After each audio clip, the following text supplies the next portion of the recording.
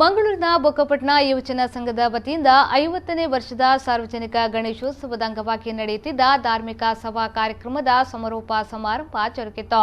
ಇದೇ ವೇಳೆ ಅವಿಭಜಿತ ದಕ್ಷಿಣ ಕನ್ನಡ ಮತ್ತು ಉಡುಪಿ ಜಿಲ್ಲಾ ಮಟ್ಟದ ಕುಣಿತ ಭಜನಾ ಸ್ಪರ್ಧೆ ಕಾರ್ಯಕ್ರಮ ನಡೆಯಿತು.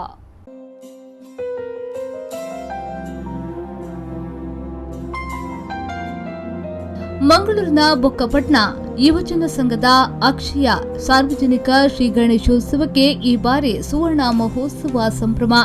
ಸೆಪ್ಟೆಂಬರ್ 13ರಂದು ಶ್ರೀ ವೀರವಿನಾಯಕ ಜನಸೇವಾ ಟ್ರಸ್ಟ್ನ ಅಕ್ಷಯ ಸಭಾಭವನದಲ್ಲಿ ಗಣೇಶ ವಿಗ್ರಹವನ್ನು ಪ್ರತಿಷ್ಠಾಪಿಸಲಾಗಿದ್ದು 4 ದಿನಗಳಿಂದ ನಾನಾ ಕಾರ್ಯಕ್ರಮ ನಡೆಯುತ್ತಿದ್ದು, ರವಿವಾರದಂದು ಅವಿಭಜಿತ ದಕ್ಷಿಣ ಕನ್ನಡ ಮತ್ತು ಉಡುಪಿ ಜಿಲ್ಲಾ ಮಟ್ಟದ ಕುಣಿತ ಭಜನಾ ಸ್ಪರ್ಧೆ ಕಾರ್ಯಕ್ರಮ ಜರುಗಿತು.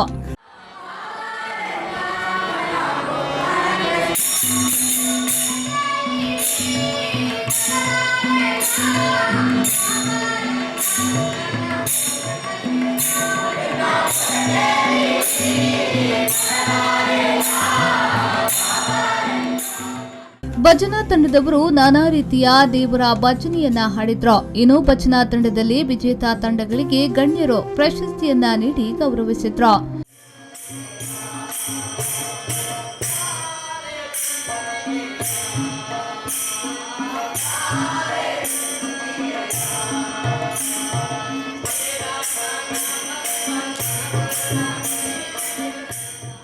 ತೀರ್ಪುಗಾರರಾಗಿ ಹಿರಿಯ ಸಂಗೀತಗಾರ ಸುಬ್ರಹ್ಮಣ್ಯ, ವೆಂಕಟೇಶ್ ರಾವ್, ಸತೀಶ್ ಕಾಮತ್ ಅವರು ಭಾಗವಹಿಸಿದ್ರು. ಈ ವೇಳೆ ಮಾತನಾಡಿದ ವೆಂಕಟೇಶ್ ರಾವ್ ಅವರು, ಸ್ಪರ್ಧೆಯಲ್ಲಿ ಸೋಲು ಗೆಲುವು ಅನಿವಾರ್ಯ, ಎಲ್ಲವನ್ನ ಸ್ವೀಕಾರ ಮಾಡುವ ಕೆಲಸ ಮಾಡಬೇಕು ಎಂದರು. ಅವನು ಕೊಡುವ ತೀರ್ಪು ನಮ್ಮ ಜೀವನದಲ್ಲಿ ನಮ್ಮನ್ನು ಎತ್ತರಕ್ಕೆ ಬೆಳೆಸುವಂಥದ್ದು, ಉತ್ತಮ ಜೀವನ ಕೊಡುವಂಥದ್ದು, ಉತ್ತಮ ಸೌಭಾಗ್ಯ ಕೊಡುವಂಥದ್ದು. ಯಾವುದೇ ಅಲೆಯಲ್ಲಿ ಅಲೆ ಅಂತಂದರೆ ಕಷ್ಟದ ಅಲೆಗಳು. ಯಾಕಂದರೆ ಜೀವನದಲ್ಲಿ ಕಷ್ಟ ಇರ್ತದೆ, ಅಲೆ ಬರ್ತಾನೆ ಇರ್ತದೆ, ಅಲೆ ನಿಲ್ಲೋದಿಲ್ಲ. ಹಾಗೆ ಬರುವಂಥ ಅಲೆ ಮೊನ್ನೆ ನಾವು ಕಂಡಿದ್ದೀವಿ. ಕೊಡಗಿನಲ್ಲಿ ಏನಾಯಿತು, ಕೇರಳದಲ್ಲಿ ಏನಾಯಿತು. ನಮಗೆ ಭಗವಂತನ ಪ್ರೀತ್ಯರ್ಥ ಏನೂ ಬೇಡ, ಸ್ಪಷ್ಟ ನಾವು ಕಂಡಿದ್ದೀವಿ. ಕೇರಳದಾಗಿದ್ದ ಅಹಿತಕರ ಘಟನೆ, ನಮ್ಮ ಹಿಂದೂ ಜಾಗೃತಿ ಬಗ್ಗೆ, ಹಿಂದೂ ಧರ್ಮದ ಬಗ್ಗೆ ನಾವು ಕಂಡಿದ್ದಷ್ಟೇ. ಭಗವಂತ ನೋಡಿ, ಪ್ರಕೃತಿ ಅಂದರೆ ಭಗವಂತ, ಪ್ರಕೃತಿ ವಿಕೃತಿ ಆದರೆ ನಮಗೆ ತುತ್ತನ್ನ ಸಿಗೋದಿಲ್ಲ. ಈ ವೇಳೆ ಸಮಾರೋಪ ಸಮಾರಂಭ ಕಾರ್ಯಕ್ರಮ ಜರುಗಿತು. ಕಾರ್ಯಕ್ರಮದ ಅಧ್ಯಕ್ಷತೆಯನ್ನ ಯುವಜನ ಸಂಘದ ಅಧ್ಯಕ್ಷರಾದ ಯೋಗೀಶ್ ಅರಸಾಲ್ಯರು ವಹಿಸಿದ್ರು. ಈ ವೇಳೆ ನ್ಯಾಯವಾದಿ ರವಿ ಪ್ರಸನ್ನ ಮಾತನಾಡಿ, ಧಾರ್ಮಿಕ ಚಟುವಟಿಕೆಗಳು ನಿರಂತರವಾಗಿ ನಡೆಯಬೇಕು ಎಂದರು.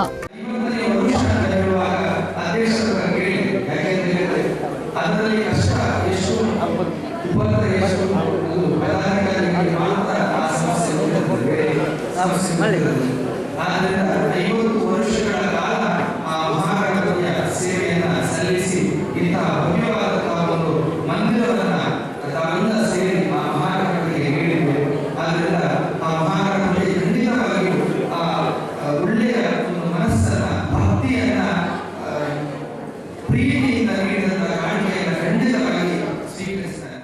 ಈ ವೇಳೆ ಸುವರ್ಣ ಮಹೋತ್ಸವ ಸಮಿತಿಯ ಅಧ್ಯಕ್ಷರಾದ ಅಮಿತ್ ಸುವರ್ಣ, ಪ್ರಧಾನ ಸಂಚಾಲಕರಾದ ಕಿಶೋರ್ ಶೆಟ್ಟಿ, ಗೌರವ ಪ್ರಧಾನ ಕಾರ್ಯದರ್ಶಿ ಗಿರಿಧರ್ ಕೋಟ್ಯಾನ್ ಸೇರಿದಂತೆ ವಿವಿಧ ಗಣ್ಯರು ಭಾಗವಹಿಸಿದ್ರು. ಇದೇ ವೇಳೆ ಧಾರ್ಮಿಕ ವಿಧಿವಿಧಾನದೊಂದಿಗೆ ಅಪ್ಪ ಪೂಜೆ ನಡೆಯಿತು.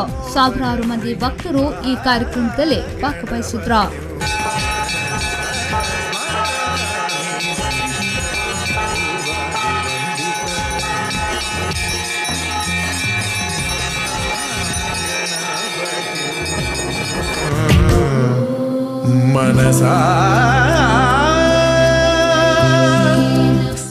ನಾಗೇಶ್ ಕಾಗೂರು, ವಿ4 ನ್ಯೂಸ್ 24/7 ಮಂಗಳೂರು.